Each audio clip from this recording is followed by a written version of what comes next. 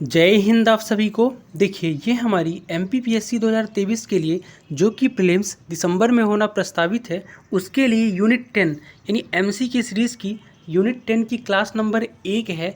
Unit 10 जिसमें विभिन्न प्रकार के आयोग और कॉन्स्टिट्यूशनल बॉडीज़ के बारे में पूछा गया है। उनमें से आज हम पहली क्लास में राष्ट्रीय एवं राज्य मानवाधिकार आयोग से संबंधित बनने वाले सभी प्रश्नों को देखेंगे और साथ में प्रश्नों से पहले उसके बारे में एक कॉन्सेप्ट को समझेंगे। कॉन्सेप्ट कौन सा इसमें लगा हुआ है, ठीक है। तो वीडियो काफ़ी इम्पोर्टेंट है जिनके लिए जो इस बार का फ्री देना चाहते हैं। तो सबसे पहले एक ओवरव्यू डालेंगे राष्ट्रीय एवं राज्य मानवाधिकार आयोग में कि विशेष बातें क्या क्या है। उसके बाद हम एमसीक्यू रूप के सभी क्वेश्चनों को देखेंगे जो भी यहाँ से क्वेश्चन आपके बन सकते हैं, ठीक है। तो सबसे पहले शुरू करते हैं राष्ट्रीय मानवाधिकार आयोग। तो इसकी स्थापना कब हुई? तो 12 अक्टूबर 1993 को राष्ट्रीय मानवाधिकार आयोग की स्थापना हुई है, ठीक। मुख्यालय इसका नई दिल्ली में है। नियुक्ति राष्ट्रपति के द्वारा की जाती है, ठीक है। और नियुक्ति के लिए एक समिति की सिफारिश के द्वारा नियुक्ति होती है और नियुक्तिकर्ता तो राष्ट्रपति है, लेकिन सुप्रीम कोर्ट का जो न्यायाधीश वगैरह हैं इनकी भी परामर्श लिया जाता है समिति के अलावा, ठीक है। कार्यकाल की बात करूं तो राष्ट्रीय मानवाधिकार आयोग जो है उसके अध्यक्ष और सदस्य जो है ना 3 वर्ष या 70 वर्ष तक जो भी पहले पूरा कर लें तब तक अपने पद पर बने रह सकते हैं। पद से हटाता कौन है? तो राष्ट्रपति के द्वारा हटाता है और त्याग पत्र भी ये राष्ट्रपति को ही देते हैं। स्वरूप कैसा है? तो ये आयोग एक सांविधिक आयोग है। सांविधिक आयोग कहने का मतलब कि राष्ट्रीय मानवाधिकार आयोग जो है ना ये आपका अधिनियम के द्वारा बना है, यानी पहले इसके लिए राष्ट्रीय मानव अधिकार संरक्षण अधिनियम बना है और उसी की धारा के अंतर्गत इस आयोग को बनाया गया है। तो ऐसे सभी आयोग जो आपके अधिनियम के अंदर बनते हैं यानी अधिनियम के द्वारा बनते हैं उन सभी को सांविधिक या वैधानिक आयोग होते हैं, ठीक है। बात करूं इसकी प्रथम अध्यक्ष की तो राष्ट्रीय मानवाधिकार आयोग के पहले अध्यक्ष थे रंगनाथ मिश्र, ठीक है। वर्तमान में अध्यक्ष कौन है? तो अरुण कुमार मिश्र वर्तमान में इसके अध्यक्ष हैं, ठीक है। इसके अलावा मध्य प्रदेश राज्य मानवाधिकार आयोग के बारे में ओवरव्यू देखेंगे।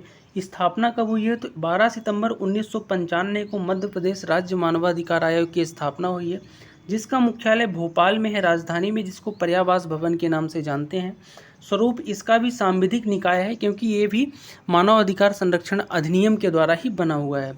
नियुक्ति राज्यपाल करते हैं। जिस तरह राष्ट्रीय मानवाधिकार आयोग में राष्ट्रपति करता है तो यहाँ पे नियुक्ति अध्यक्ष और सदस्यों की राज्यपाल के द्वारा की जाती है, ठीक है।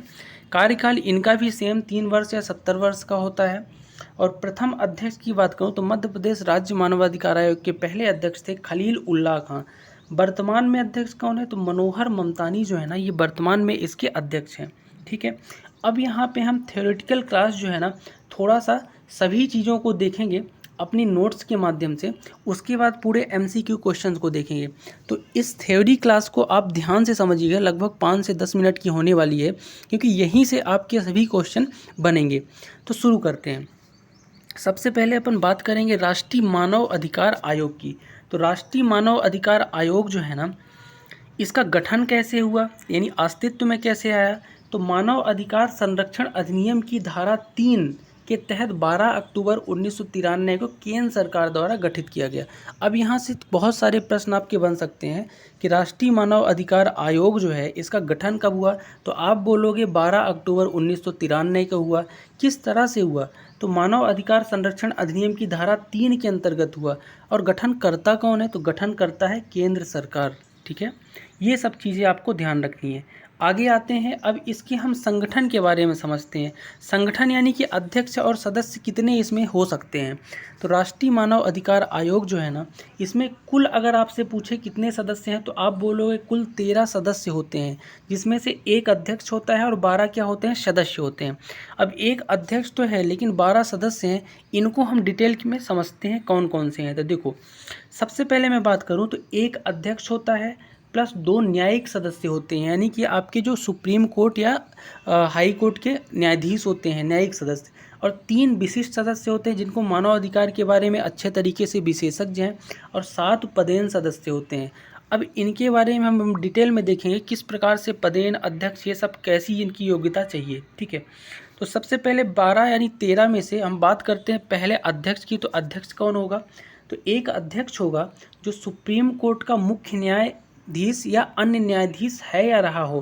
कहने का मतलब अध्यक्ष राष्ट्रीय मानव अधिकार आयोग का वही बन सकता है जो सुप्रीम कोर्ट का या चीफ जस्टिस हो वर्तमान में, या अन्य न्यायाधीश है या रहा हो, यानी कि पद पे हो या पद पे पहले रह के रिटायर हो चुका हो, वही अध्यक्ष बन सकता है। ठीक है, अब सदस्यों की बात करूं, जो दो न्यायिक सदस्य होते हैं ना, सबसे पहले उनके बारे में बात करता हूं। तो पहला न्यायिक सदस्य जो होता है ये सुप्रीम कोर्ट का न्यायाधीश है या रहा हो वो चलेगा। दूसरा न्यायिक सदस्य वो होता है जो हाई कोर्ट का मुख्य न्यायाधीश है या रहा हो, यानी कि दोनों न्यायिक सदस्यों में से एक तो आपका सुप्रीम कोर्ट का न्यायाधीश है या रहा हो, या फिर दूसरा जो है आपका हाई कोर्ट का मुख्य न्यायाधीश है या रहा हो। तो ये आपके दो न्यायिक सदस्य होते हैं। अब तीन जो विशेष सदस्य होते हैं उनके बारे में बात करता हूँ। तीन ऐसे सदस्य होंगे जो मानव अधिकार के विशेषज्ञ हों, जिसमें से एक महिला आवश्यक है। अब देखो यहाँ पे क्वेश्चन जरूर पूछता है कि मानव अधिकार, राष्ट्रीय मानव अधिकार आयोग में तीन विशेषज्ञ सदस्यों में से एक क्या होना अनिवार्य है, तो आप बोलोगे कि एक महिला होना आवश्यक है। इसके अलावा 7 पदेन सदस्य होते हैं, जैसे कि मैंने बताया कि 7 पदेन। अब पदेन का मतलब क्या है, किसी अन्य आयोग के अध्यक्ष या सचिव होंगे, उपायुक्त आयुक्त होंगे, वो इसके स्वतः ही क्या बन जाते हैं, मानव अधिकार आयोग के, राष्ट्रीय मानव अधिकार आयोग के पदेन सदस्य बन जाते हैं। ठीक है, तो उनकी बात करूं तो पहला जो है राष्ट्रीय पिछड़ा वर्ग आयोग का जो अध्यक्ष होगा, मानव अधिकार आयोग का क्या हो जाएगा, पदेन सदस्य हो जाएगा, ऑटोमेटिक हो जाएगा। एससी आयोग यानी शेड्यूल कास्ट आयोग का, एसटी आयोग यानी अनुसूचित जनजाति आयोग का अध्यक्ष, महिला आयोग की अध्यक्ष भी इसकी पदेन सदस्य होंगी, अल्पसंख्यक आयोग की भी जो होंगे पदेन सदस्य इसके बन जाएंगे, जो भी अध्यक्ष होंगे। बालक संरक्षण आयोग, इसके भी जो अध्यक्ष होंगे ना, ये पदेन सदस्य राष्ट्रीय मानव अधिकार आयोग के कहलाएंगे। इसके अलावा दिव्यांगजनों के लिए मुख्य आयुक्त जो है ना, ये भी इसके पदेन सदस्य होंगे। यानी 7 पदेन सदस्य 7 अलग अलग तरह के आयोग या कॉन्स्टिट्यूशनल बॉडी के जो अध्यक्ष या प्रमुख होंगे, वही इसके पदेन सदस्य हो जाएंगे। तो इनको आपको ध्यान से देख लेना है। तो ओवरऑल बात करूँ तो एक आपका कौन होगा, अध्यक्ष होगा। दो आपके कौन होंगे, दो होंगे आपके न्यायिक सदस्य, जिसमें से एक सुप्रीम कोर्ट का न्यायाधीश हो है या रहा हो, और एक हाई कोर्ट का न्यायाधीश है या रहा हो।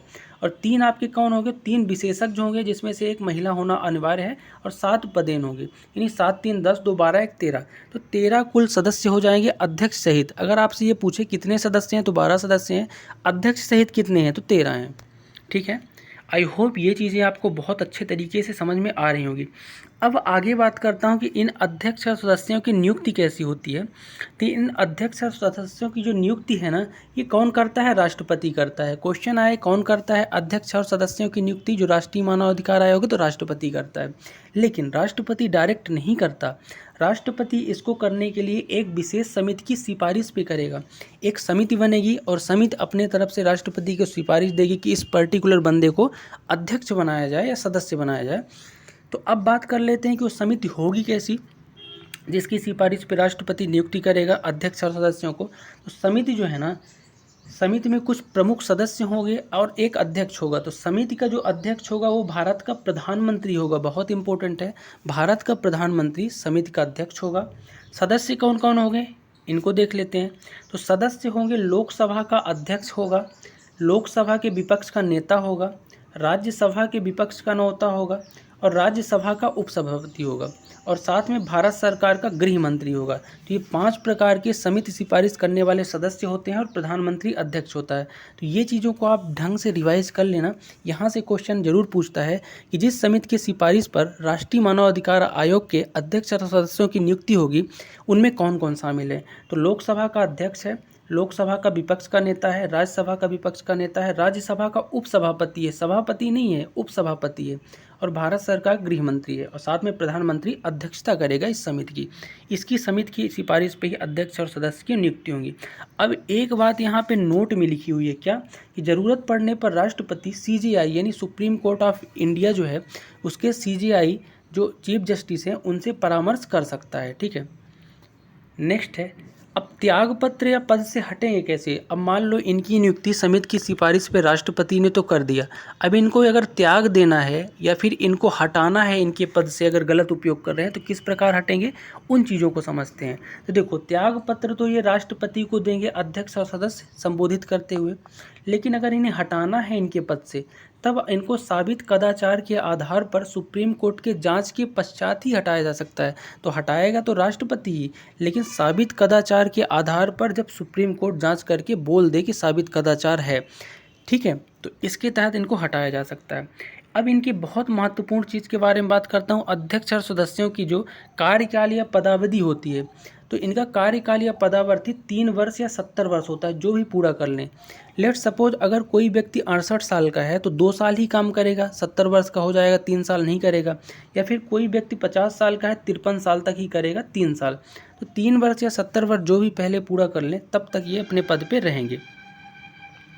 ये तो आपका हो गया राष्ट्रीय मानव अधिकार आयोग। अब हम देखेंगे मध्य प्रदेश राज्य मानव अधिकार संरक्षण आयोग के बारे में, तो जो अपना राज्य का है।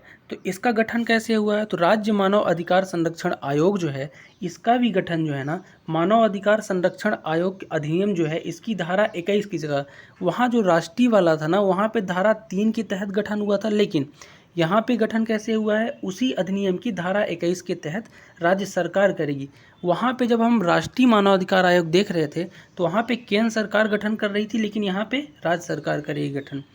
तो गठन कब हुआ है? तो मध्य प्रदेश राज्य मानवाधिकार आयोग का गठन 13 सितंबर 1995 को हुआ। जब अपन राष्ट्रीय पढ़ रहे थे तो वहाँ 12 अक्टूबर 1993 को गठन हुआ था, लेकिन राज्य मानवाधिकार आयोग का गठन 13 सितंबर 1995 को हुआ है। दोनों चीज़ें आपको ध्यान से रखनी है। अब बात करते हैं संगठन की, यानी मध्य प्रदेश राज्य मानव अधिकार आयोग में कौन कौन से अध्यक्ष और सदस्य होंगे। तो देखो, ये 3 सदस्यीय समिति आयोग होता है, 3 सदस्यीय, जिसमें से एक अध्यक्ष होता है और 2 आपके सदस्य होते हैं। छोटा सा आयोग है, ठीक है। तो बात करूं अध्यक्ष की, तो एक अध्यक्ष होगा जो हाई कोर्ट का मुख्य न्यायाधीश या रहा हो, यानी जो अपना हाई कोर्ट है जबलपुर में, उसका मुख्य न्यायाधीश यानी चीफ जस्टिस रहा हो या है, वो बन सकता है अध्यक्ष, ठीक है। और एक सदस्य ऐसा होगा जो हाई कोर्ट का न्यायाधीश या जिला न्यायालय के न्यायाधीश के रूप में 7 वर्ष का अनुभव हो। यानी कि जो सदस्य 2 हैं आपके, उनमें से एक सदस्य ऐसा होना चाहिए जो हाई कोर्ट का न्यायाधीश या फिर जिला न्यायालय के न्यायाधीश के रूप में कम से कम 7 वर्ष का इसको अनुभव हो।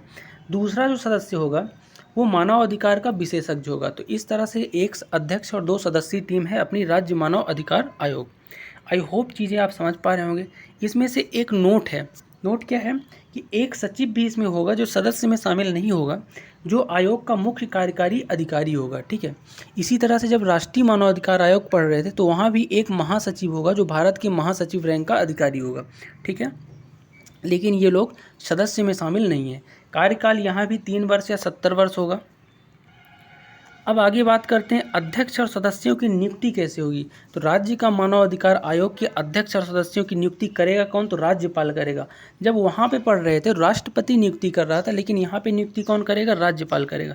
लेकिन राज्यपाल डायरेक्ट नहीं करेगा, एक समिति की सिफारिश पे करेगा। जिस तरह से राष्ट्रीय मानव अधिकार आयोग में समिति की सिफारिश पे राष्ट्रपति करता था, तो राज्य मानव अधिकार आयोग में समिति की सिफारिश पे राज्यपाल करेगा।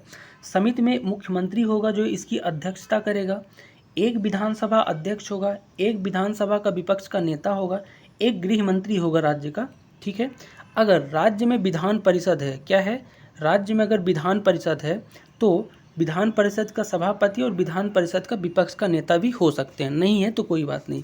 तो ये सब मिलके क्या करेंगे? समिति की सिफारिश देंगे और राज्यपाल फिर राज्य मानव अधिकार आयोग के अध्यक्ष तथा सदस्यों की नियुक्ति करेगा। आई होप ये चीज़ें समझ गए होंगे आप। तो राज्य मानव अधिकार आयोग के अध्यक्ष और सदस्य त्यागपत्र किसे देंगे?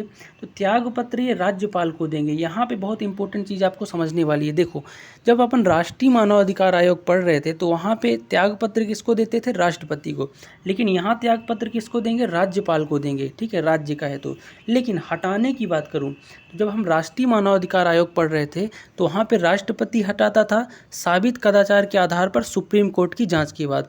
लेकिन यहाँ पे भी राष्ट्रपति ही हटाएगा अगर हटाने की बात करूँ, और सुप्रीम कोर्ट की जांच के पश्चात, ठीक है। तो ये थोड़ा सा इम्पोर्टेंट पॉइंट हो जाता है हटाने वाला।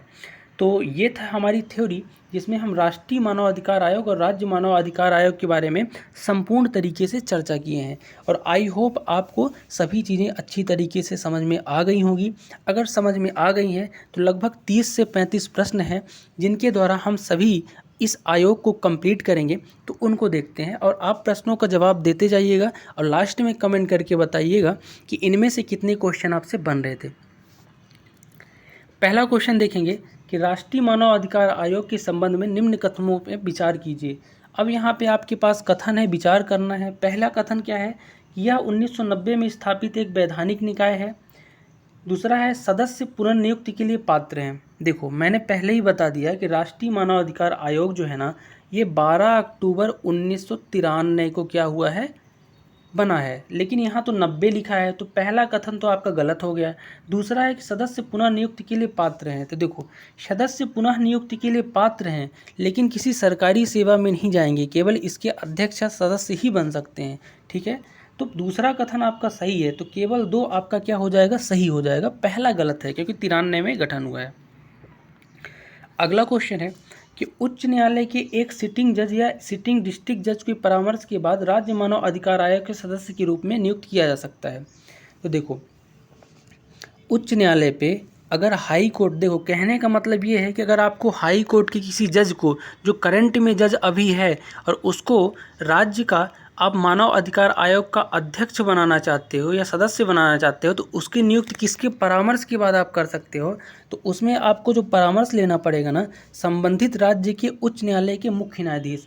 तो राज्य का जो हाई कोर्ट है उसके मुख्य न्यायाधीश के परामर्श के बाद ही किसी न्यायाधीश को आप क्या कर सकते हो, राज्य मानव अधिकार आयोग के सदस्य के रूप में नियुक्त कर सकते हो, अगर वो सिटिंग है यानी कि करंट वर्किंग है। नेक्स्ट है राज्य मानव अधिकार आयोग के अध्यक्ष और सदस्यों की नियुक्ति के लिए नाम की सिफारिश करने वाली समिति में कौन शामिल नहीं है।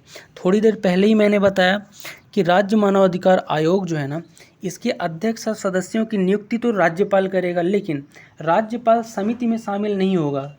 समिति में शामिल कौन कौन होंगे, मुख्यमंत्री होगा, विधानसभा का अध्यक्ष होगा, गृह मंत्री होगा और विधानसभा के विपक्ष का नेता होगा। ठीक है, तो राज्यपाल इसका गलत हो जाएगा। अगला है निम्नलिखित में से कौन राष्ट्रीय मानव अधिकार आयोग का सदस्य नहीं है। मैंने बताया है आपको कि राष्ट्रीय मानव अधिकार आयोग के 13 सदस्य हैं, 1 अध्यक्ष और 12 सदस्य हैं। ठीक है, तो इसमें से कौन नहीं है, तो देखो अल्पसंख्यक आयोग का अध्यक्ष ये सदस्य है, मैंने आपको बताया 7 जो पदेन थे, तो रिवीजन करके देख लेना। राष्ट्रीय अनुसूचित आयोग का अध्यक्ष ये भी था पदेन पे, महिला आयोग भी था, लेकिन अल्पसंख्यक का शैक्षणिक संस्थान का सदस्य नहीं था। अल्पसंख्यक मंत्रालय का जो आपका आयुक्त था, लेकिन शैक्षणिक संस्थान का अध्यक्ष नहीं था, तो ये आपका क्या हो जाएगा, गलत हो जाएगा। ठीक है, नेक्स्ट है राज्य मानव अधिकार आयोग, इसके सदस्यों की नियुक्ति किसके द्वारा की जाती है। तो राज्य मानव अधिकार आयोग के अध्यक्ष सदस्यों की जो नियुक्ति है ना, राज्यपाल करेगा। ठीक है, राज्य का है तो पहले ही आपको मैंने बता दिया है। ठीक है, नेक्स्ट है निम्नलिखित में से कौन सा राष्ट्रीय मानव अधिकार आयोग का कार्य नहीं। अब कार्य के बारे में आपसे पूछा है, तो आपको बताना है कि इसमें से राष्ट्रीय मानव अधिकार आयोग का कार्य कौन सा नहीं है। तो देखो अगर मैं डिटेल की बात करूं तो इनमें से पहला है किसी लोक सेवक द्वारा इस तरह के उल्लंघन को रोकने के लिए मानव अधिकार के उल्लंघन लापरवाही की जांच करना, बिल्कुल ये इसका कार्य है। अगला है किसी न्यायालय के समक्ष लंबित मानव अधिकार उल्लंघन के आरोपों वाली किसी भी कार्यवाही में हस्तक्षेप करना, ये भी कर सकता है।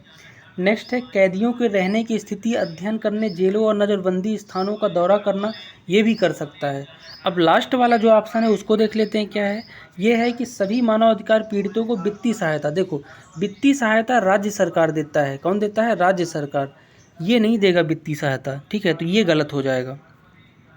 नेक्स्ट क्वेश्चन है कि निम्नलिखित में से कौन से राष्ट्रीय मानव अधिकार आयोग की भूमिका सही है। तो कौन सी भूमिका है इसमें से राष्ट्रीय मानव अधिकार आयोग की, आपको बताना है। पहला है कि इनमें मानव अधिकार के उल्लंघनकर्ताओं को दंडित करने की शक्ति है, बिल्कुल नहीं है। केवल देखो राष्ट्रीय मानव अधिकार आयोग के पास केवल सिविल न्यायालय की शक्ति है, कौन सी, सिविल न्यायालय की, दंडित करने का अधिकार नहीं है। तो पहला कथन तो आपका गलत हो गया। दूसरा है कि इनकी सिफारिशें संबंधित सरकार या प्राधिकरण के लिए बाध्यकारी है, ये भी बाध्यकारी नहीं है। सहायता मतलब सिफारिश कर सकते हैं एक परामर्श के रूप में, लेकिन बाध्यकारी नहीं है। तो दोनों कथन आपके गलत हो गए, तो ना तो एक ना तो दो, कौन सा नहीं है। अगला क्वेश्चन है कि भारतीय राष्ट्रीय मानवाधिकार आयोग के प्रथम अध्यक्ष कौन है। इंपॉर्टेंट क्वेश्चन है। तो राष्ट्रीय मानवाधिकार आयोग के पहले जो अध्यक्ष थे ना, ये थे न्यायमूर्ति जस्टिस रंगनाथ मिश्र।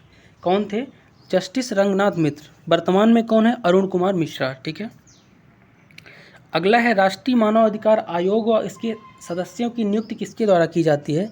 तो राष्ट्रीय मानव राष्ट्रीय नहीं है, राज्य है। तो राज्य मानव अधिकार आयोग की राज्यपाल, रिपीटेड क्वेश्चन है, राष्ट्रीय होता तो राष्ट्रपति करता। अगला है राज्य मानव अधिकार के आयोग के अध्यक्ष और सदस्यों की नियुक्ति के लिए नाम की सिफारिश करने वाली समिति में कौन शामिल नहीं है।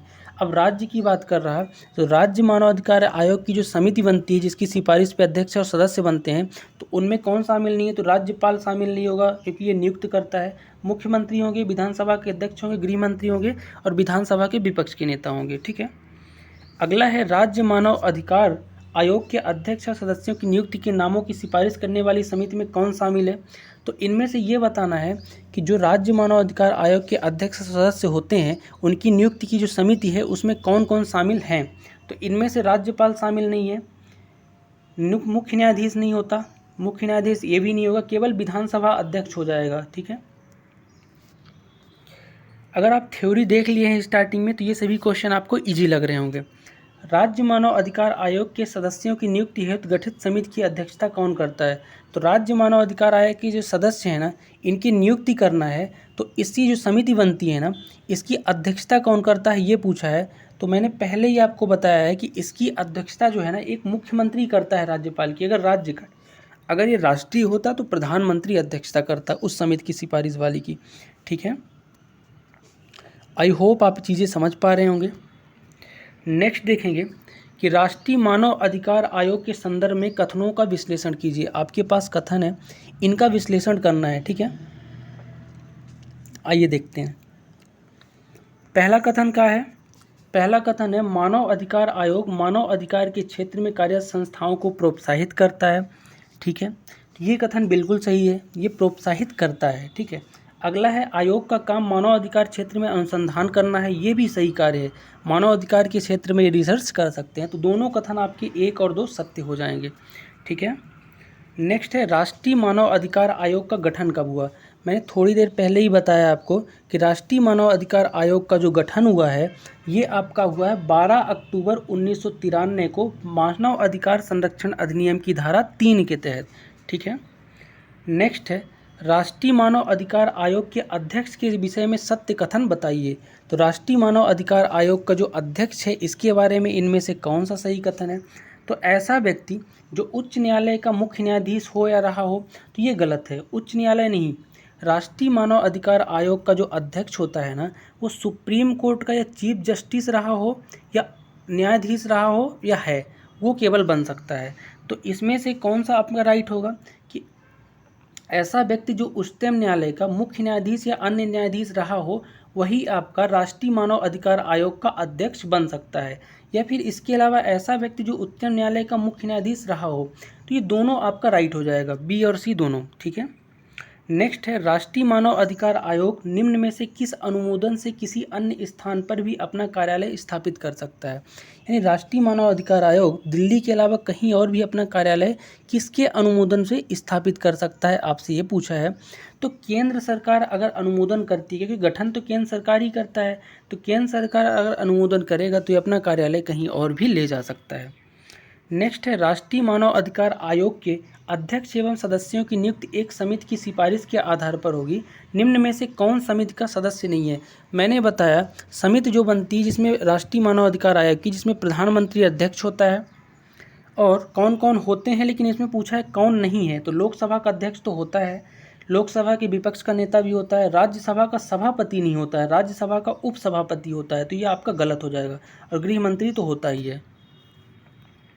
नेक्स्ट है अगर राष्ट्रपति उच्चतम न्यायालय या उच्च न्यायालय के आसीन न्यायाधीश को मानव अधिकार के आयोग के अध्यक्ष और सदस्यों की नियुक्ति करता है तो उसे निम्न में से किसका परामर्श आवश्यक है। देखो अगर कोई करंट में वर्किंग है हाई कोर्ट का न्यायाधीश या अन्य न्यायाधीश या मुख्य न्यायाधीश, तो वो किससे परामर्श लेके राष्ट्रपति उसको सदस्य या अध्यक्ष बनाएगा राष्ट्रीय मानव अधिकार आयोग में, ये पूछा है। तो उसको जो परामर्श लेना पड़ता है ना उच्चतम न्यायालय के मुख्य न्यायाधीश से परामर्श लेना पड़ता है। ठीक है, किसे बनाएं कि ना बनाएं। आई होप आप समझ पा रहे होगे। नेक्स्ट है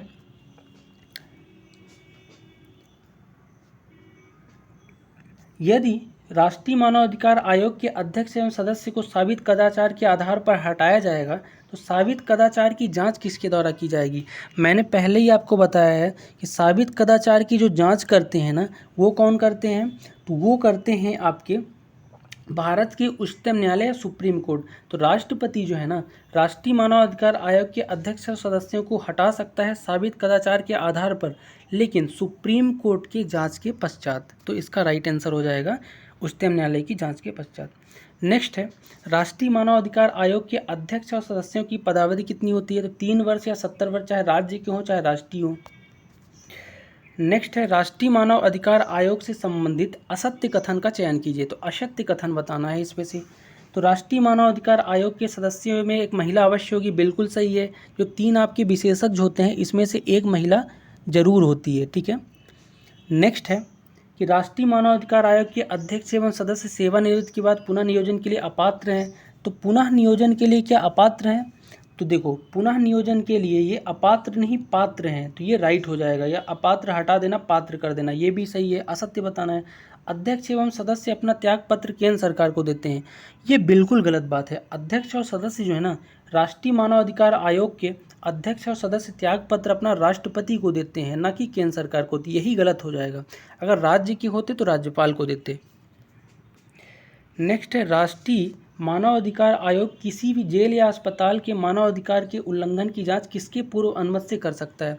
तो देखो, जब कभी भी राष्ट्रीय मानवाधिकार आयोग को जेल या अस्पताल में मानवाधिकार के उल्लंघन की जांच करना है ना, तो इसमें राज्य सरकार की अनुमति लेना जरूरी है। तो राज्य सरकार की पूर्व अनुमति से कर सकता है, ठीक है।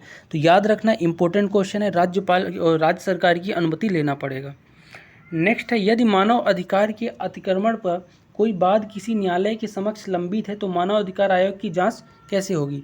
कभी भी मान लो कोई मानव अधिकार आयोग का प्रकरण है जो किसी न्यायालय में पहले से ही चल रहा है, तो उसके बारे में पूछा है, क्या होगा? तो देखो, ऐसी कंडीशंस पे उस न्यायालय की अनुमति लेने के बाद ही राष्ट्रीय मानव अधिकार आयोग जो है ना, जांच कर सकता है। तो अगर किसी न्यायालय में पहले से ही प्रकरण है तो उस न्यायालय से क्या करनी पड़ेगी? इसे अनुमति लेनी पड़ेगी। अगला है, राष्ट्रीय मानव अधिकार आयोग के प्रथम अध्यक्ष, मैंने बता ही दिया, रंगनाथ मिश्र प्रथम अध्यक्ष हैं। नेक्स्ट है, मानव अधिकार आयोग का महासचिव किस रैंक का अधिकारी होगा? तो राष्ट्रीय मानव अधिकार आयोग जो है ना, इसका जो महासचिव है भारत सरकार के सचिव रैंक का होगा, भारत सरकार के सचिव रैंक का। अगर राज्य का मानव अधिकार आयोग होता तो राज्य सरकार के सचिव रैंक का होता, ठीक है। दोनों में कंफ्यूज नहीं होना है। अगला है, राष्ट्रीय मानव अधिकार आयोग अपना वार्षिक प्रतिवेदन किसे सौंपता है? तो राष्ट्रीय मानव अधिकार आयोग जो अपनी रिपोर्ट है ना वार्षिक, वो कहाँ देता है? तो केंद्र सरकार को देता है। किसे देता है? केंद्र सरकार को, जो संसद के समक्ष प्रस्तुत किया जाता है। नेक्स्ट है, राज्य मानव अधिकार आयोग के अध्यक्ष एवं सदस्य से संबंधित सत्य कथन का चयन कीजिए। तो राज्य मानव अधिकार आयोग में मैंने बताया है कि एक अध्यक्ष होता है और 2 सदस्य होते हैं। अध्यक्ष जो होगा हाई कोर्ट का न्यायाधीश होगा, ठीक है, और 2 सदस्य में एक सदस्य आपका हाई कोर्ट का न्यायाधीश या सिविल जिला कोर्ट का क्या होना चाहिए? 7 वर्ष अनुभव वाला होना चाहिए, और एक आपका विशेष सदस्य होना चाहिए, जैसा कि मैंने बताया। तो इनमें से आपको सत्य कथन बताना है।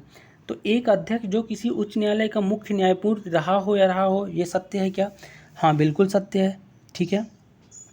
एक सदस्य जो किसी उच्च न्यायालय का न्यायाधीश या जिला न्यायालय के रूप में 7 वर्ष का अनुभव, ये भी सही है, सदस्य जो होगा। और एक सदस्य जिसे मानव अधिकार का ज्ञान हो, ये भी सही है।